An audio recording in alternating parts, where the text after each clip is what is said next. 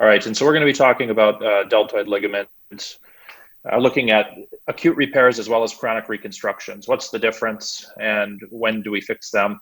And I think that this is a broad category and term. Usually in the traumatic setting is when I tend to think about that philosophically as when we do a repair, and when we're looking more at a reconstruction of the deltoid structures and deltoid ligament.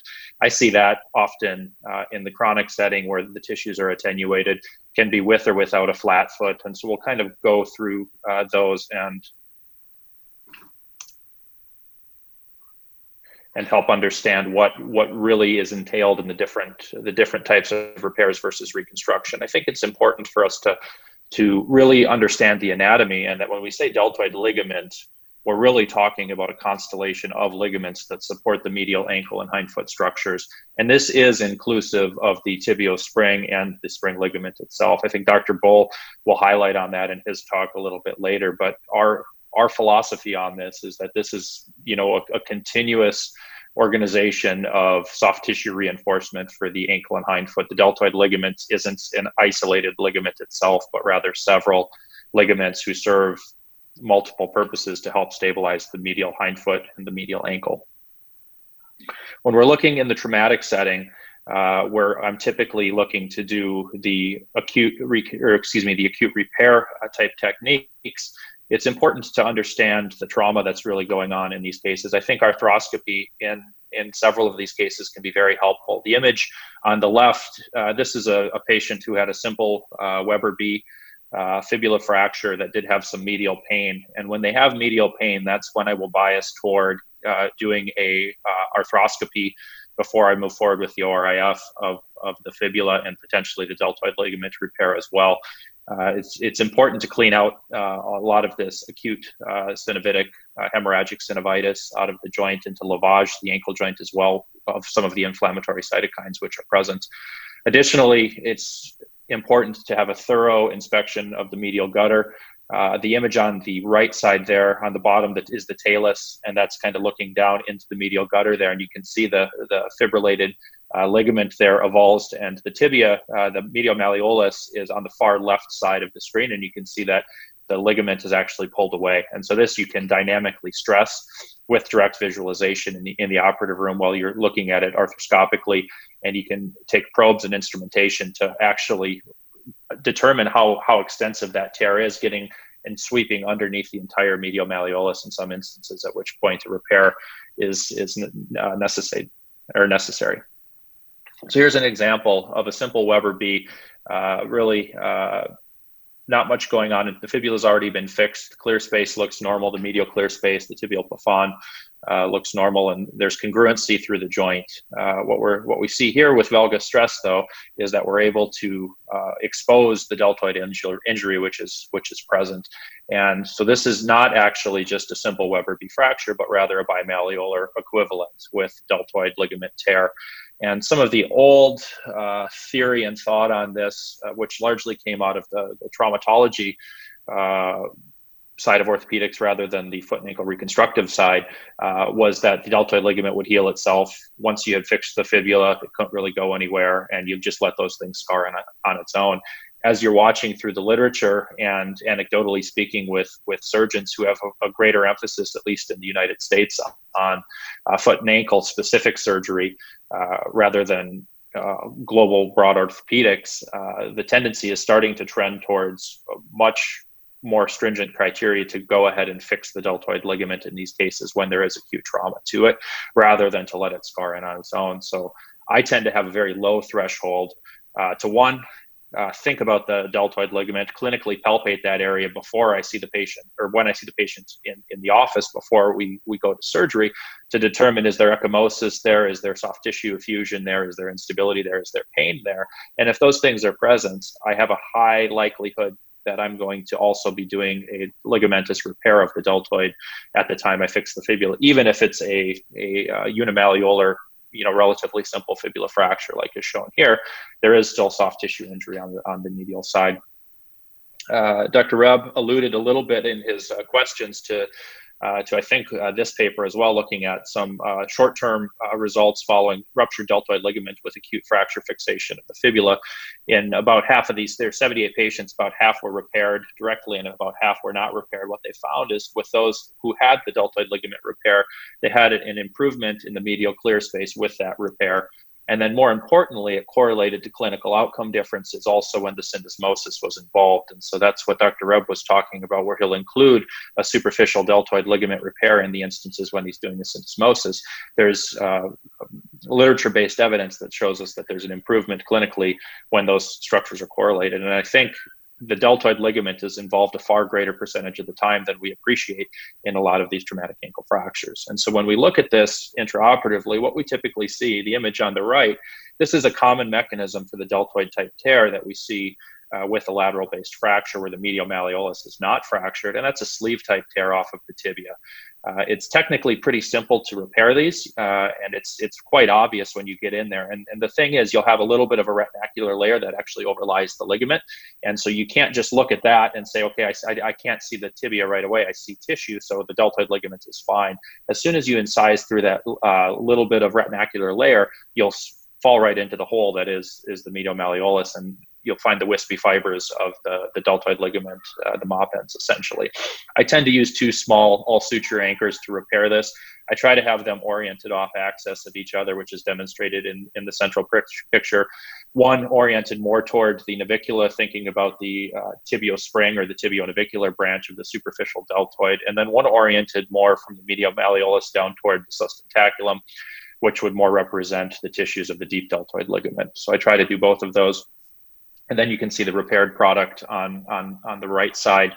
And here again is another example. You can see the contused tissue on the image on the right. That's after I've completed the tear and I'm looking to move forward with the repair. You can see the contused tissue on the medial malleolus there as well. Two anchors again placed at roughly a 45-degree angle for me. And then the image on the right is showing sewing that large cuff of tissue that you're able to create to reinforce. The other thing in these cases that I think is important is the image on the left shows the sutures are now on the foot side after the ligament is repaired. I actually take those back up and pass the needles one more time, which is shown on the image on the right, up onto the tibial periosteum. And then sew another. I'm able to advance that tissue a little bit more strongly, a little bit better, and get a little bit more robust repair, and also take some strain off those distal knots as well by passing back up onto the tibial periosteum. So I won't just do the image on the left and stop. I'll include the separate step for the image on the right as well, just as a technical tip and pearl. So then moving on to the chronic deltoid reconstruction, this is when we're seeing that the tissue is largely degenerated. It's not healthy collagen anymore at this point, and the ligament itself is attenuated and non-functional. Typically, we're seeing this in conjunction with bony deformity. It's common in advanced stages of posterior tibial tendon dysfunction. Most commonly, you associate this with stage 4 when you have ankle valgus, but there's some, if you look at this radiographically, what's considered stage 3 versus stage 4, and I'll highlight some of this in a case example at the end. Some stage 3s actually do have deltoid insufficiency. It's just there's a bony block preventing it from actually being radiographically appreciated. So those are the ones I think you really have to be careful of and make sure that you're appreciating with your intraoperative assessment and you're prepared to fix it if you find it in the surgery. It can be isolated without a flat foot or can occur with a flat foot. I think this is where some of the interesting conversations can come. You can have ankle valgus associated with ankle arthritis that has nothing to do with the foot itself. You can have a flat foot that is either stage 3 or stage 4 that would affect this. And then Dr. Burlett talks a lot about as well, and he may, in some of his discussion, as well as potentially some of the cases later, what's called global ankle instability, where the lateral ankle ligaments as well as the deltoid are all involved, and that can be independent on anything that's going on with the foot. So deltoid reconstruction doesn't necessarily always need to occur in conjunction when thinking about flat foot. The foot type doesn't necessarily matter. Where do we commonly see this? We advocate hindfoot fusions and do a lot of what we call medial double arthrodesis with subtalar joint and talonavicular joint. This obviously is a case preoperatively where there was an ankle valgus. The deltoid ligament wasn't fully appreciated as an important pathologic portion of what was going on for this patient. And there you can see a couple of years after the surgery, there's actually been an induced ankle valgus deformity now, which is leading to arthritis for the patient. So these are obviously the situations that we want to avoid. This is a study Dr. Burlett, Dr. Heyer, who's also with our group, and some of our colleagues had done several years ago now, looking at the difference between triple arthrodesis and medial or double arthrodesis. And what they found is that ankle valgus was more common in the triple arthrodesis group rather than the medial double arthrodesis group. And if this is anecdotal on my part, but I think part of the reason potentially for this is that with the dissection, when you're doing a medial double, you're paying more attention to the deltoid ligament because of where your dissection is, and so that's forcing you to actually repair those tissues on the way out. So you'll more appropriately identify any instability is there, and you're able to address it because you need to maintain those structures based on where your dissection is. So it's just an awareness as much as anything else. Several different types of repairs that can be done. Commonly in certain parts of the country and world, these zero stretch braided type repairs are done. If you look at the image, though, you can see there's a portion of the deltoid ligament and a very important portion of the deltoid ligament that isn't exactly assessed in this. And so these vertical type repairs with one arm into the talus and one arm into the calcaneus completely negate to include the tibial spring or the tibionavicular portion of the ligament. This is an allograft type reconstruction using similar technique to what you can do with the suture tape. And so really there's a lot of different material that can be used for this. More commonly, this is what my current application and technique for a deltoid ligament reconstruction is. This is a flexible, elastic, stretch, synthetic ligament that can be used that we have access to in the United States. I use a blind tunnel with two arms coming out of the medial malleolus, which is on the upper left-hand side. And this is anchored into the medial malleolus using an interference screw. And then directly below that, there's a deep arm of that, which is it's about half of the length. So the arms, one arm is about a third of the length of the overall tape or device, and the other arm is about 2/3 of the length. The relatively shorter arm functions as the deep deltoid, and I use a modified closed tunnel technique where I can tension that by anchoring that with another interference screw into the sustentaculum tali. You can see there, this is a flat foot case. I've also incorporated an FDL transfer. And when I'm doing those things in conjunction, for me, I use the FDL transfer from the bottom where that passes up through a tunnel in the navicular.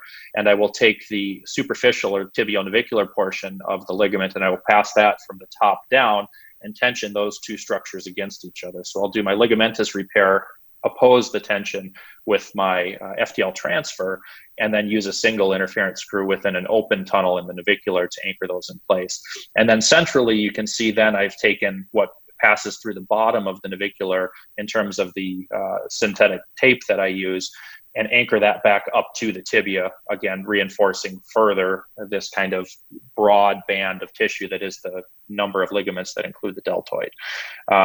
So having multiple arms, and rather than coming down to the talus, I do think, and Dr. Bowl will discuss this in more detail as well with his spring ligament talk, that it is very important that the tibiospring or tibionavicular portion of the ligament is included in these chronic reconstructions.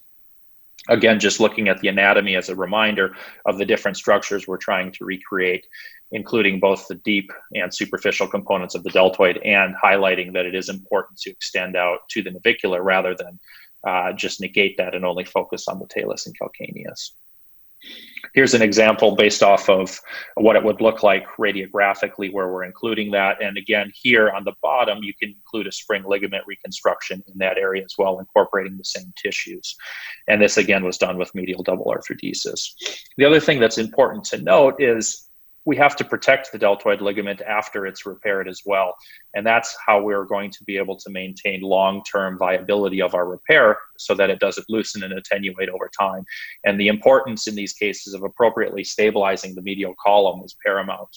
And that can be done in a number of different ways. The image on the left shows it as a first tarsometatarsal joint arthrodesis to help stabilize the column, whereas on the right, we can use periarticular techniques with cotton tarsal osteotomy. This is a case example highlighting some of these principles of what a stage 3 flat foot basically is. You look at the image on the right and you can see that there is no ankle valgus. There's severe deformity of the foot, but no ankle valgus. The problem with this is that there is such severe subfibular impingement from the extent that the calcaneus is subluxed at the subtalar joint that the medial ankle is not able to even be stressed preoperatively in this patient.